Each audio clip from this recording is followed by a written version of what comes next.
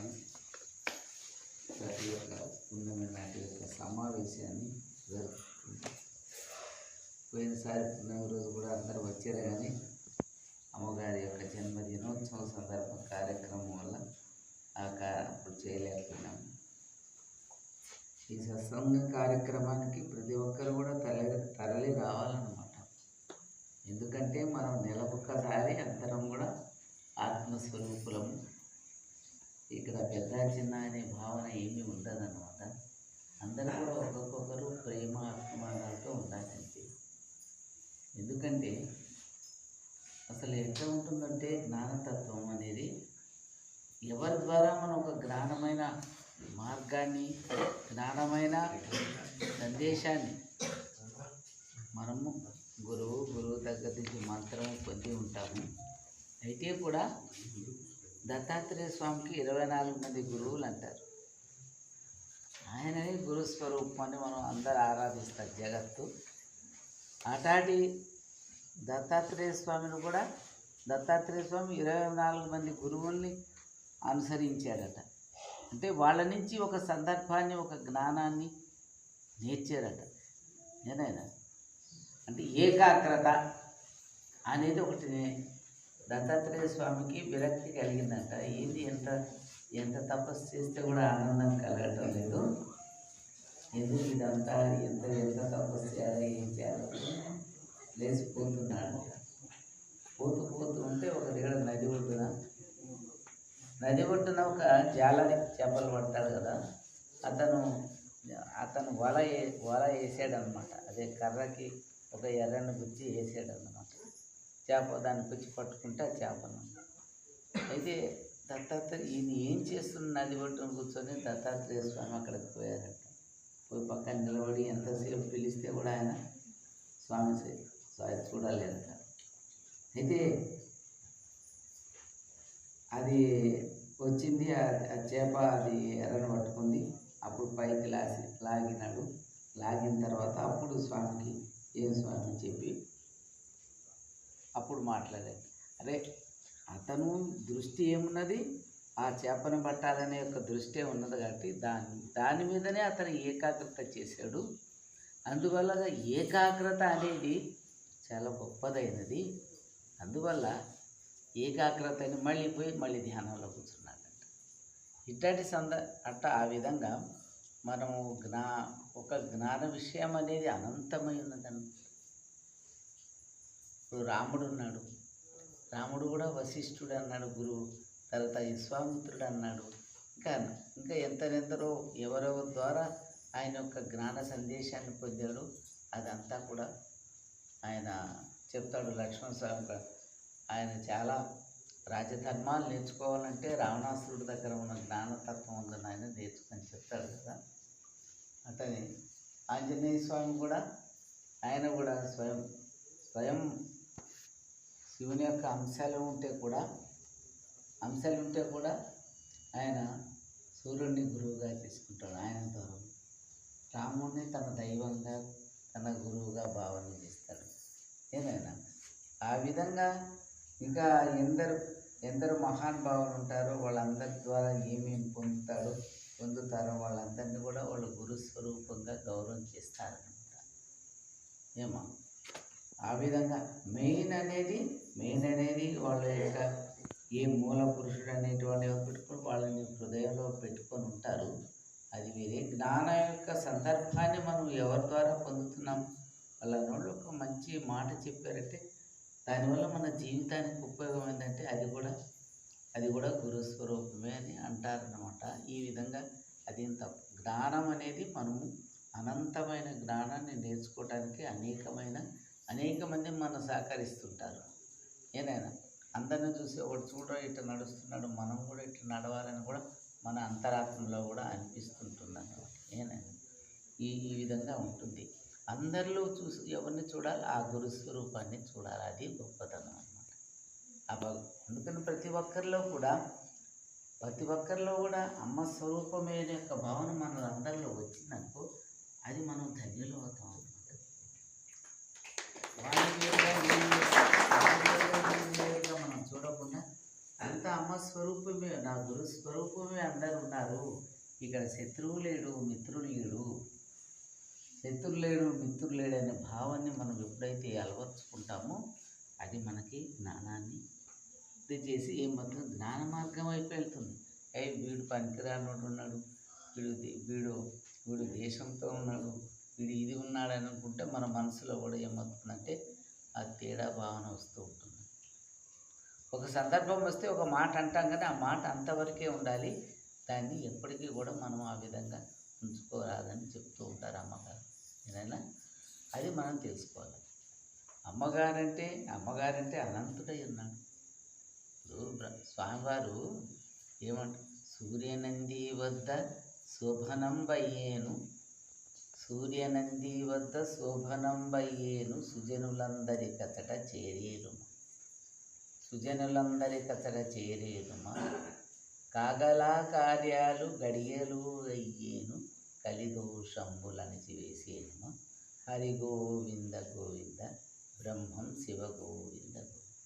సూర్యనంది అని పేర్కొంటున్నాడు. ఇంత ప్రపంచంలో భగవంతుడు ఆ స్వామివారు సూర్యనంది యొక్క క్షేత్రం యొక్క ప్రాశస్తాన్ని తెలుపుతున్నాడు అనమాట. ఇంకెక్కడ మీరు ఇంకే క్షేత్రం పేరు అంటాం లేదు, తిరుపతి అంటాం లేదు, శ్రీశైలం అంటాం లేదు, కాశీ అంటాం లేదు, గయ అంటాం లేదు. ఏమంటారు, సూర్యనంది.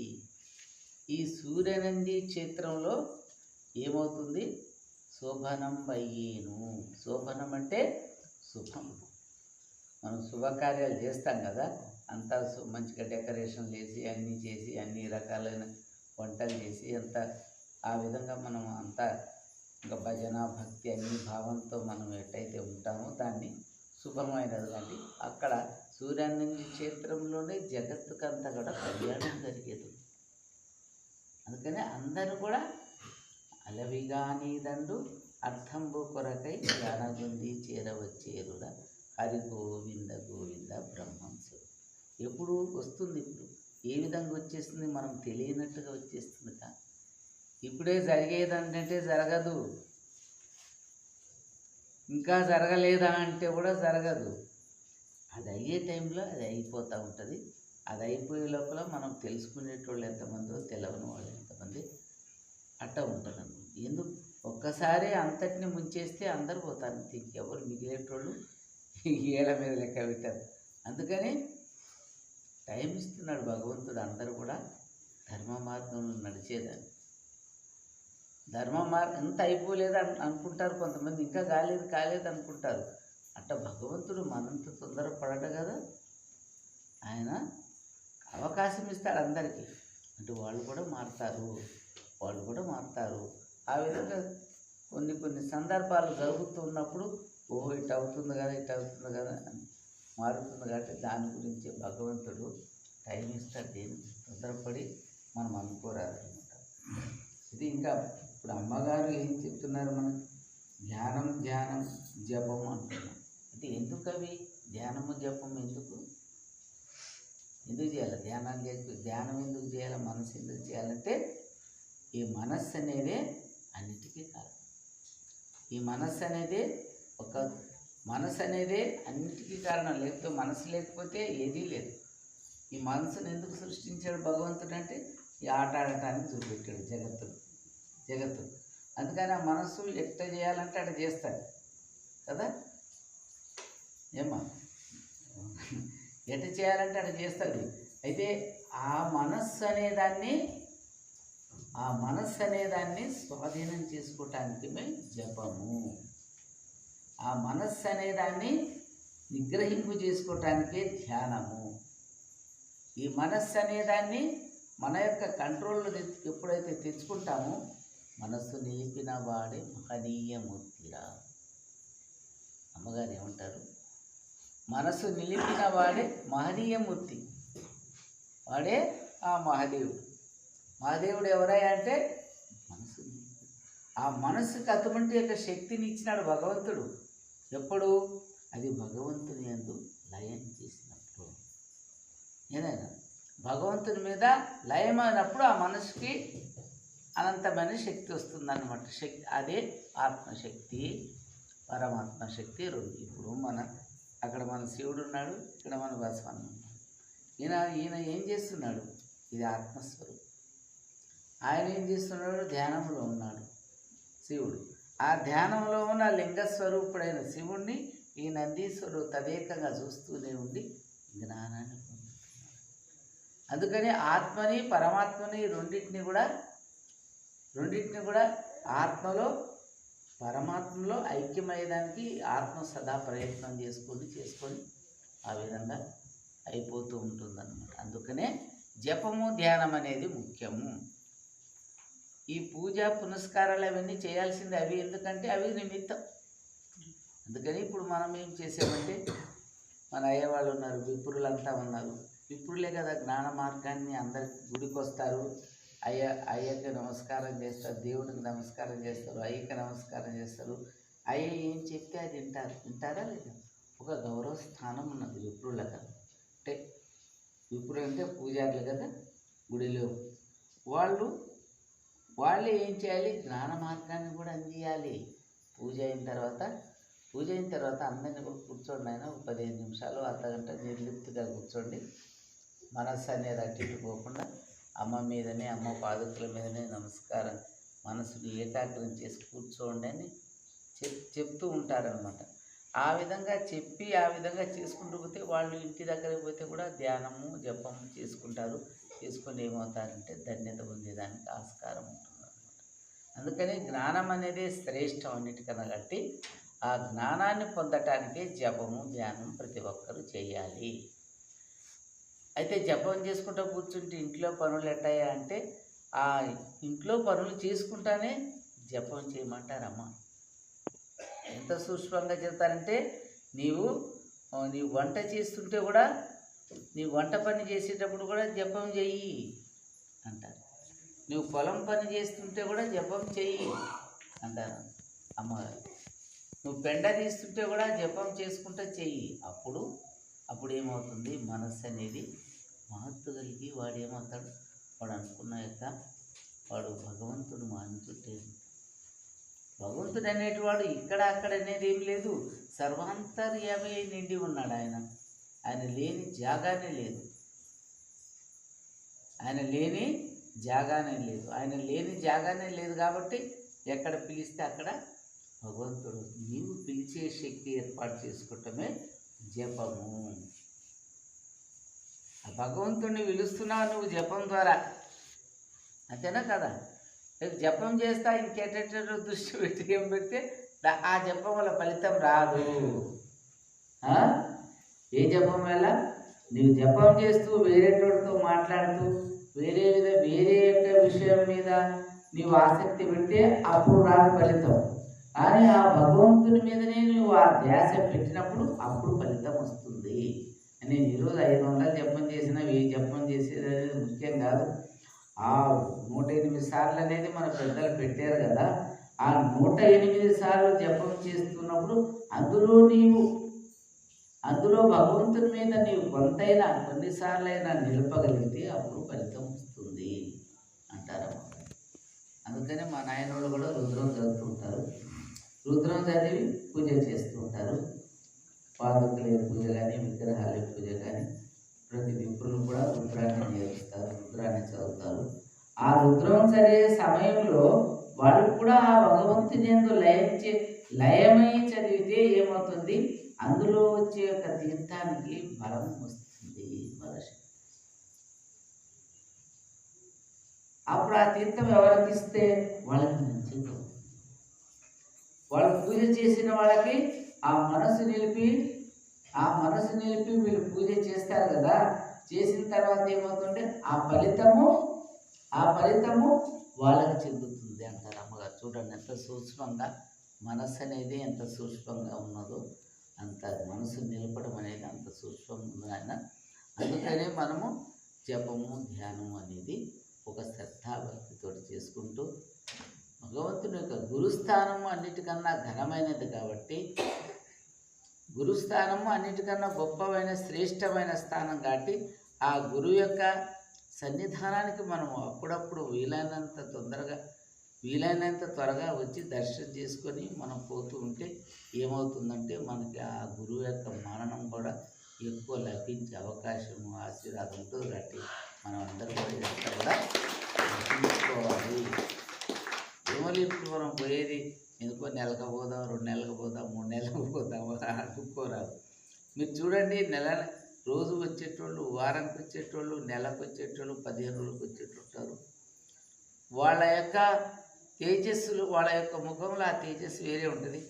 ఒకరు 3 రోజులు, 6 నెలలకు వస్తారు, ఒక్కొక్కరు సంవత్సరానికి వస్తారు. వాళ్ళ తేజస్సు తగ్గి ఉంటుంది, భగవంతుని. ఎందుకంటే వాళ్ళు ఈ యొక్క గురుస్థానానికి దూరంగా ఉన్నారు కదా అన్ని రోజులు.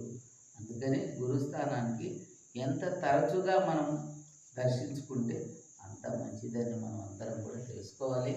విషయాన్ని మనం అందరికి కూడా తెలపాలి. ఏవో మన వరకే అనుకోరాదు, ఈ విధంగా పోవాలి, ఈ విధంగా చేయాలని మనం తెలుపుతూ ఉండాలన్నమాట. ఇంకా కాలజ్ఞానం అనేది చాలా అది అర్థం కాని విషయం ఉన్నప్పటికీ కూడా అది జరుగుతూ ఉంటుంది. ఒక కాలాంతరంగా మనకు తెలుస్తుంది అన్నమాట. ఇట్ట అవుతుంది అని కాలాంతరంగా తెలుస్తుంది. కాబట్టి దాని గురించి మనం ఇది అది పని అనరాదు. ఒక విషయం అయితే ఏంటంటే, అమ్మగారి చుట్టే కాలజ్ఞానం ఉన్నదని నాకు తెలిసిన సత్యం. అమ్మగారి పాదాలు చుట్టే కాలజ్ఞానం అంతా కూడా. అందుకనే సూర్యనంది వద్ద శోభనం అయ్యేను. సూర్యనంది క్షేత్రంలో సకల దేవతలు అందరూ కూడా ఇక్కడికి అయినప్పుడు అప్పుడు మన బసవన్న శివతాండం చేస్తారు. నందీశ్వరుని సుముఖాననే సంబరంబులయ్యేను. నందీశ్వరుని సుముఖాననే సంభ్రంబులయ్యేను. నందీశ్వరుని యొక్క సన్నిధానంలోనే ఆయన యొక్క సమక్షంలోనే అంతా భక్తులకు, సర్వభక్తులంతా కూడా ఆనందం పొందుతారు. నందీశ్వరుడు మా వారు వచ్చారని దీని నాట్యం. నందీశ్వరుని సుముఖాలనే సంబరం అవుతుంది. ఆనందంతో శివతాండం చేస్తాడు నందీశ్వరుడు. మా వారు వచ్చారు, అందరూ వచ్చేస్తారు. అందరూ ఇక్కడికి చేరుకున్నప్పుడు ఆ నందీశ్వరుడు శివతాండం చేసి ఎగురు గంతులేసి ఆ విధంగా ఆనందాన్ని పంచుకుంటాడంట భక్తుల మధ్య. అందువల్ల సూర్యనంది క్షేత్రం అనేది ముఖ్యమైనదని. కానీ అందరూ నమ్మలేరంటే చారణ భాగం అన్నారు కదా అమ్మలు. ప్రపంచం అంతా ఉంటుందని చెప్పలేదమ్మ. ఏం చెప్పారు? చారణ భాగం ఉండేది. బారాణ ఏది ఉన్నది పోతుంది. ఏనండి, ఆ సమయం వచ్చేస్తుంది. ఆ సమయం వచ్చినప్పుడు ధన పోతుంది. దాని గురించి మనం విచారణ చేయొద్దు. మనం చేయవలసిందంతా కూడా గురువు యొక్క స్థానాన్ని దర్శనం చేసుకుంటూ, గురువు యొక్క మార్గానికి సమీపం ఉంటుకుంటూ, మన యొక్క కుటుంబం యొక్క దైనందిన కార్యక్రమాన్ని నడుపుకుంటూ మనం అంతా కూడా ఆనందాన ఉండేది అంటాడు. మది అస్మదీయ నామ పఠనాపరులై ఆనందాన ఉండేది. అస్మదీయ నామ మా యొక్క భగవంతుడు మా యొక్క నామాన్ని పఠనం చేసుకుంటూ, అంటే జపం చేసుకుంటూ మీరందరూ కూడా మా కథా సల్లాపాలను చేసుకుంటూ మా యొక్క మహిమల్ని మీరంతా కూడా స్మరణ చేసుకుంటూ ఆనందాన ఉండేది. అవశ్యం వచ్చేము ఇది తప్పదు అంటారు. ఇది తప్పదు, మేము వచ్చే తీరుతాము. అందుకు సందేహం వద్దు, మీకు వచ్చే తీరుతాం, రక్షించే తీరుతాము అని చెప్పి భగవంతుడు మనకు అభయం ఇస్తున్నాడు. కాబట్టి దాన్ని మనము ఎప్పుడు కూడా మనం గుర్తు చేసుకుంటూ ఆనందంతో, సంతోషంతో మనమంతా కూడా గడపాలన్నమాట. అందరూ కూడా ప్రేమ భావనతో, ఐక్యతా భావనతో గురువు యొక్క మనమందరం కూడా ఇందాక అనుకున్నట్టు మనమంతా కూడా అమ్మ బిడ్డలమే. అందరము మేమంతా వాళ్ళు కాదు, బంధువులు కాదు, నిజమైన సోదరులు. ఎవరెవరు? భక్త స్వరూపం అంతా ఆత్మ సంబంధమే. ఆత్మ సంబంధమే అందరూ కూడా ఆత్మబంధం అంటారు కదా. ఆత్మ ఆత్మ ఆత్మ ఆత్మబంధం అది.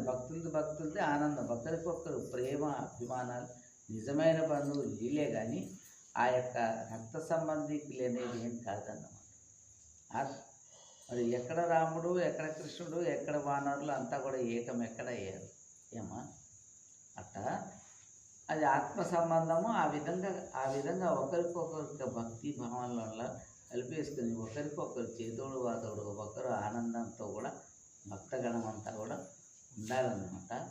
ఆ విధంగా ఉంటుంటే బాగుంటుంది. మత దేశము, కుల దేశము ఇవన్నీ కూడా పోతాయి అన్నమాట. భగవంతుడు ఎటపోతాయి అనుకుంటారు కానీ అది పోతాయి. అవి ఎట్టబోతాయి అంటే భగవంతుడు దాన్ని ఊడ్చేస్తాడు మనం కాదు. అవన్నిటినీ కూడా అన్ని భేదాలను కూడా అంతా ఊడ్చేసి అప్పుడు ఏం చేస్తాడు భగవంతుడు? ఆరు మతము ఆకాశము ఎర్రనగును ఆరు మతములు ఒక్కటగు. ఆకాశము ఎర్రనగును ఆరు మతములు ఒక్కటగు. ఆరు మతాలు ఎప్పుడు ఏకమవుతాయినైనా ఆకాశం ఎర్రగావు. ఆకాశం ఎందుకు ఎర్రగా అవుతుందంటే యుద్ధం వస్తుందని కదా. ఆటం బాంబులన్నీ పేలుతాయి కదా. వాటి వల్ల వచ్చే యొక్క ఆ అగ్నికి ఆకాశం అంతా కూడా ఎర్రగా అయిపోతుంది. అప్పుడు అన్ని మతము అనేది మతములన్నీ గతములయ్యేను. అందరూ మురిసిపోతున్నారు, నా మతం గొప్ప అని మురిసిపోయి కొట్లాడుకుంటున్నారు. అవన్నీ లేకుండా అయిపోతాయి. ఒకటే భావన వచ్చేస్తుంది. అందుకని అమ్మగారు సకల మత ధర్మాన్ని స్థాపించారు. ఎక్కడా లేదు జగత్తులో. మాణిక్యనగర్లో పుట్టిందే కానీ అక్కడ ఆచరణ అనేది అంతగా లేదు. మన దగ్గరే సకల మత ధర్మం యొక్క ఆచరణ మన దగ్గరే కరాఖండిగా నడుస్తున్నది. అహింసాతత్వం కూడా మన దగ్గరే కరాఖండిగా నడుస్తున్నది. అందుకని సత్వగుణం ప్రపంచమంతా కూడా అమ్మ ఏర్పాటు చేస్తారు. కొట్టు తిట్టు లేక జగమంతా ఇది. ఎవరికి కొట్టారు, ఎవరికి తిట్టారు? అమ్మడు ఎవరికైనా తిట్టారా? ఎవరికైనా? అందరూ కూడా అమ్మ యొక్క దర్శనం మొన్నదాకా చేసుకున్న వాళ్ళే కదా. కొట్టు తిట్టు లేక జగమంతా ఏలేము పంచభూతములకు. ఎవరు కొట్టారు, ఎట్ట వెళ్తారు? జగవంతుడు అమ్మ అంటే పంచభూతములతోటి సాధ్యము కలిసి. పంచభూతాలు, ఈ పంచభూతాలు ఉన్నాయి కదా, అగ్ని వాయువు, భూమి, అగ్ని వాయువు, ఆకాశము జలం. ఈ 5 పంచభూతములు అంటారు. ఈ పంచభూతములు మహాశక్తి కలిగి ఉంటాయి. ఇప్పుడు చూడండి, అది ఒక క్షణంలోనే అధిక వర్షం వచ్చేస్తుంది. ఎందుకు ఎట్టొస్తుందో, ఈ వాన ఎక్కడ ఉన్నదో ఏమో అర్థం కాదు. కానీ ఎక్కడ పడితే కూడా అక్కడ ఎంతెంతో అధికమైన వర్షాలు ఎందుకు చూపిస్తున్నారంటే తన పని ఆయన చేసేస్తూ ఉన్నాడు. అది అర్థం కాదు ఎవరికి. ఇంకా జరుగుతూ ఉంటే కూడా కొంచెమైనా మార్పు మానవులకు రావటం లేదు. ఏంది ఈ విధంగానే ఆలోచనలు చేయరు. ఏనమ్మా, ఏ ఆలోచనలు ఏం చేయరు. అది అట్టే ఉంటుంది, ఇది ఇట్టే ఉంటుంది. వాళ్ళకి ఆలోచనలు రావు. మళ్ళీ మనం మంచి మార్గంలో నడుస్తామని అనే భావన రాదు. హింసా ప్రవృత్తి విడవాలి. మనం హింసా ప్రవృత్తి ఎప్పుడైతే విడుస్తారో అప్పుడు ఈ యొక్క కష్టాన్ని నుంచి బయటపడతారన్నమాట. అందుకని పంచభూతములతోటి సాధ్యంపు కలిసి ఈ యొక్క 5 పంచభూతాల్ని ఆజ్ఞ ఇచ్చేసాడు భగవంతుడు. ఆయన ఎప్పుడైతే ధ్యానంలో కూర్చున్నారో అప్పుడే ఆజ్ఞ ఇచ్చేసినారు. ఇంకా అంతా కూడా అన్నీ సులువు అవుతానే ఉన్నాయి. కరోనా దగ్గర నుంచి అన్నీ సులువు అవుతా ఉన్నాయి. ఇంకా ఏమేమవుతాయో చూద్దాము. భక్తులు మాత్రం రక్షిస్తానన్నాడు భగవంతుడు. రక్షించే తీరుతాడు. అది అవశ్యం వచ్చే అంటాడు. రక్షించే తీరుతాము అని చెప్పి అంటాడు కదా భగవంతుడు. అది జరుగుతుంది. అవును, అందరూ కూడా భక్తి భావనతోటి, అందరూ కూడా సోదర భావనతోటి, అందరూ కూడా మెలుపుకుంటూ ఆనందంతోటి ఉండేది అందరూ ఉంటున్నారు. అందరూ మళ్ళీ అక్కడక్కడ కాదు, ఇటువంటి ఆకాశ వీధిలో ఆకాశ పంపులు కేకాలు వేయించు దుమికేరు. ఆకాశ మార్గాన ఏమవుతాయి? ర్యాకెట్లు చూసారు కదా మొన్న కొద్దిసేపటికి. ఆ విధంగా అవంతా కూడా ఒకరి మీద ఒకరు వేసుకుంటున్నప్పుడు రాకాసి పంపులు అంటే అవేనమాట. అవి కేకలు వేస్తాయంటే శబ్దం వస్తుంటుంది కదా, ఆ శబ్దంతో వస్తుంటే ఆ శబ్దానికి జనాలంతా వికల్పాలైపోతాయి. అట్టి సమయంలో మీరంతా ఒక దగ్గర కూర్చొని అస్మదీయ నామ పఠనాపురులై ఆనందాన్ని, మా యొక్క నామాన్ని, మా కథా సల్లాపాన్ని, మా నామాన్ని, భజనలను, భక్తిని అంతా చేసుకుంటూ, మా యొక్క కథా సల్లాపాలంటే వారి యొక్క మహిమలను స్మరణ చేసుకుంటూ మీరందరూ కూడా ఆనందంలో గడపండి. అవశ్యం వచ్చి రక్షిస్తామని భగవంతుని అభయం కాబట్టి మనమంతా కూడా ఆనందంతో ఉండాలి. అమ్మ మన వెంటనే ఉన్నారు. మనం చేయవలసినంత భక్తి, అమ్మగారి మీద స్మరణ, అమ్మగారి మీద ధ్యాస మనం అంతా గడుపుకుంటూ ఉండాలి. ఆ విధంగా ఎవరెవరు తెలుసుకుంటే వాళ్ళే అంటది.